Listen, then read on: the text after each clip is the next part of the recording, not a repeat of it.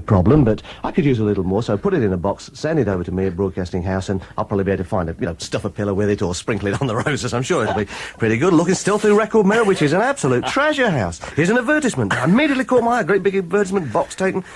Learn to play amazing bass with Henry Thomas. No, thank you. I'll use my thumb the same as everybody else. And it's all go. It's all the stuff is here. But then we move on to Melody Maker. Melody Maker always give us something a little bit the others have missed. Do you know the group Flux of Pink Indians? You've got to be careful how you say that, Flux of Pink Indians. You've got to be careful how you say that because they are being banned in certain shops. I don't know whether you knew that. I'll have to, rather, as the Melody Maker have, I'll have to sort of bleep out the words myself. But they say the shops object to the title. The beeping beeps treat us like beeps. Particularly in Scotland, they won't stock that apparently. But Flux of Pink Indians are a bit irate about this and say, well, what about Roger Waters? Pros and cons of hitchhiking. You know, that new album with the nude lady on the front? Yeah. Pros and cons of hitchhiking.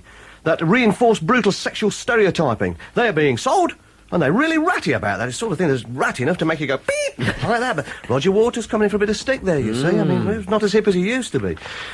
Turn the pages, what else is around? Sounds. I've got a little... Do you know who's written this thing in Sounds? An interview by Gary Bushell. Your old friend. Only on Tuesday, I'll say exactly. Tuesday, I was pointing out to everybody that we've been to his farewell, have a few pints with him. Farewell, Gary. How long did the money last? Here he is. Next edition, writing again, you see. So much for the severance pay. And he's interviewed Peter Hooton from plays with The Farm. Yeah, one of the sort of key Liverpool lads. Always a touchstone for what's happening in Liverpool. I once had a pint with him round the corner, actually. He'll be. They're all in. Everybody I've had a pint with is in the papers this week. And he's just pointing out things like that in Liverpool, Teardrop Explodes and, orchestral manoeuvres. They were arty, beepy bands. That's another little word in there. And he says, we're the only band who've ever attracted normal people. He said the wider world's first proper experience of these animated agricultural Arabs came on the Oxford Roadshow last month. I look massive on it, Hutto reveals, because Peter Pal's too small. He should stand on an orange box or something. Poor old Peter. We found out about Ringo's buttock, unfortunately, being tattooed. Peter apparently is quite a small person. I'd never noticed that. Have you seen that? No, it's all right. It must be that the man Hooton is rather large. He isn't, actually. While we're having a look round and saying, talking in Liverpool terms, Wally of the Week. I mean, I'm not going to make all those remarks about me being Wally of the Week again, but they picked somebody from Liverpool to be Wally of the Week in Melody Maker. John Doubleday. Who, you're going to say? Well, that's what they say. Who? John Doubleday. He's the sculptor who's just done these Beatles. You know, he's done the Beatles to stand over the new... garden thing? Cavern. No, the reconstructed cavern. Yeah. It's a separate thing from the garden thing. And it was opened... well, no, you don't open a statue. Well, you do open some statues these days, because some of them are pretty weird. But in this instance, what he's done is it was unveiled. And Mike, Paul McCartney's brother, Mike McGear, the old scaffold geezer, he was there, and he couldn't recognise which one was Paul. So that wasn't a very good start. But somebody else who'd booked the Beatles many times and followed them over the years said, the only one I can recognise is Ringo, and that's only because he's holding drumsticks. Well, he should have looked for the distinguishing mark on the buttock, obviously. You see, there we are. But I reckon, actually, that's a good jumping off point. I mean, sculpture around I think I'll go up to Liverpool. Shall we do that? Shall we ever go up there and have a little look? I'll go up and see what's happening. We may come back and report back. Why not? Why not? I'll sneak up on them. Because they won't be listening in Liverpool. They'll all be out, wheel, all down Brookside, whatever they do. Carrying on in the Melody Maker.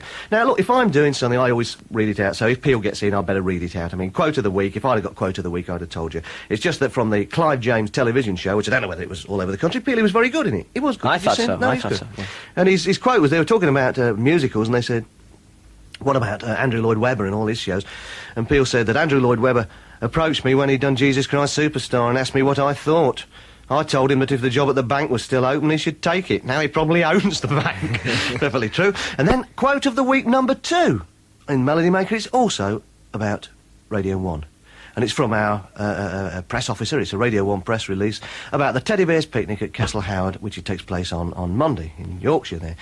Mike Reid is undecided which of his teddies to bring. Steve Wright is concerned because his teddy has an arm missing, but he says he'll bring him anyway. And Peter Pal can't decide at present whether to bring his big teddy or his little teddy. Well, having read that, I've a good mind to go up on Monday and take my big teddy. Because they'll recognise my big Ted, because he's the one with the beer gut, the drape, the Elvis sideburns, the flick knife. I think my big Ted will sort that out. Ah, dear. But of course, it's all getting strange, it's all getting very mixed up, what we one thing and another. Look, you see, like Record Mirror, there, you see, it's not just pop papers and rock papers anymore. Record Mirror have got some names on the front in an effort to try and attract you in. Great big banner headlines, and it's sort of, Duran, sort of, whee! All the little girls who come up and, Right all over the Well, yes, walls. exactly right, all over Broadcasting House. They go, whee! Go rushing in it. New Order. Oh, hi, man. Yes, some more hippie-fied post-punk hippies go running in. Sandy Shaw, Sandy'd have me running in. Joe Jackson. Well, I should calm them down a little bit, but still, we can't win them all, you know. But there they are, and I turned the pages and I thought, well, surely there must be everything. Simon Le Bon must have said everything that he can sensibly say now, you know. He's done so many interviews. Here it is, Record Mirror, Simon Le Bon, kids are all right, he says. He says, I'd like to father 50 children, says Simon Le Bon.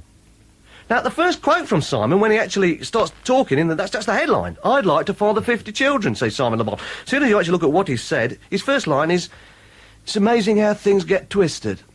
Well, I think that's a problem you'll have to solve, Simon, and then think about the 50 children. Well, I move on, turning the pages of Record Mirror. Here's, what's his name? The New Order boys are being in, or a couple of them are being talked to, because they're not great interview. Ease. Yeah. I mean, you know, that time I talked to what's his name, the lad Hook, you know, Peter Hook, and he was all very, rather like Peel can be, a bit kind of almost unworthy kind of thing. You say, like, you know, wow, what's it like being a disc jockey? Well, it's not anything much, and, you know, it's not really anything. You know, everything was terribly brought down. And so they talked to him about Paul Young's interpretation of Love Will Tear Us Apart. And so, what do you think of that? And so he said, oh, same as I made of most of Paul Young's records. They're all right. It was only like us doing Louie Louie. I mean, what would the Kingsmen say about our version of Louie Louie? We used to play that along with that Lou Reed one. What's it? Waiting for Me. Waiting for the Man? Say Record Mirror, he ignores that. Which is the same as Louie Louie. I mean, same sort of riff. I presume Paul Young liked it. I thought he'd just do it. I don't care. He can do Blue Monday if he wants. I'd like to hear it.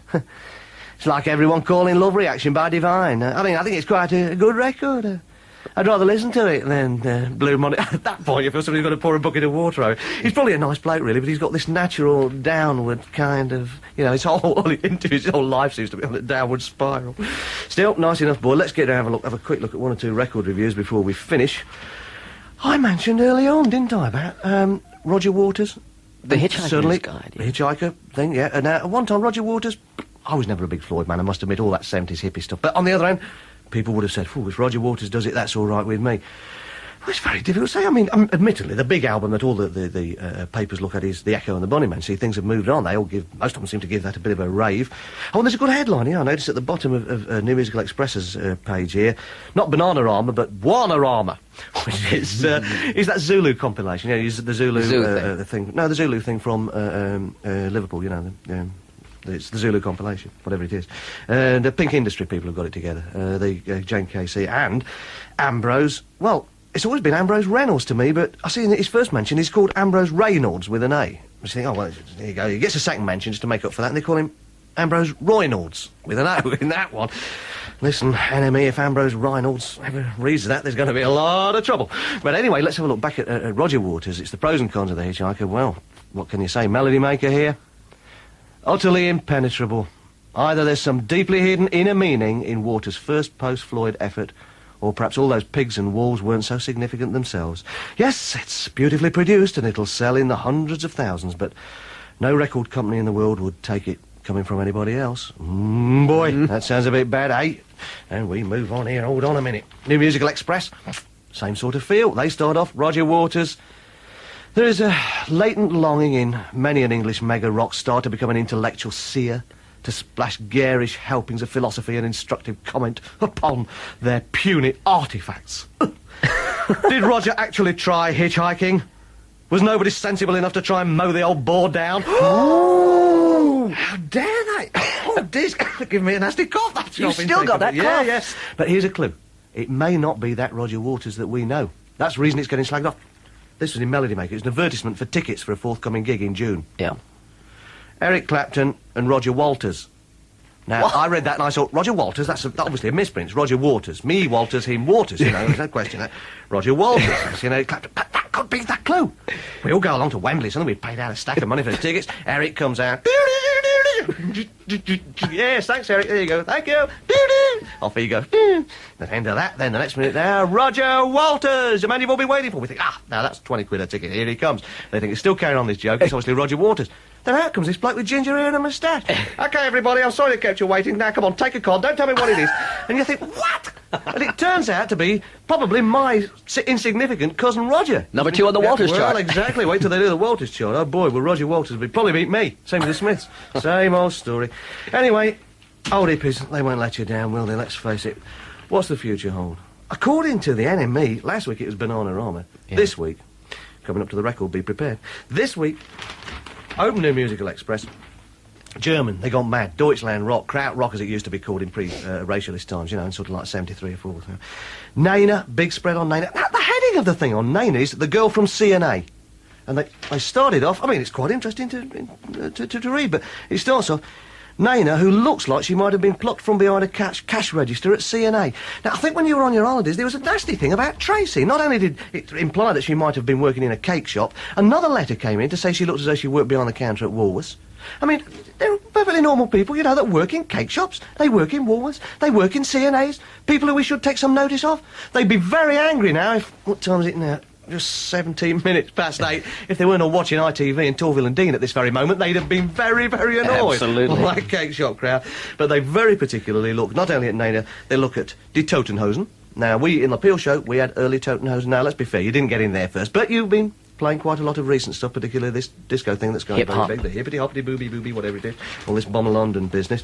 And they sound quite a jolly bunch, actually. So I'm not going to read it all out. I mean, if you're that interested in Die Totenhosen, buy NME and find out about it, mate. It's no concern of mine.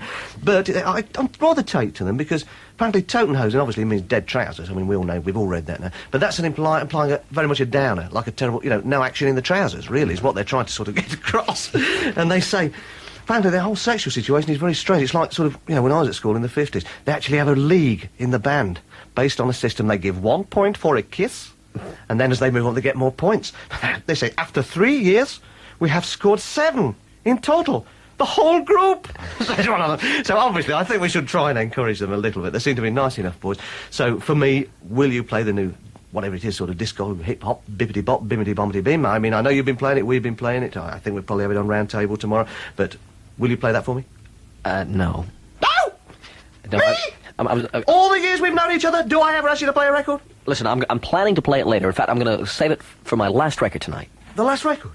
You have to me? wait. You have to wait. A normal human being, somebody who wasn't even Radio 1. Would they wait around all that time for that? Me? Listen, in the words of the Orson family, no one waits forever. Did like that. No one waits forever. Go home. Yeah, I'm going to wait, though, for hip-hop, bibbity-babbity-bop. Last record.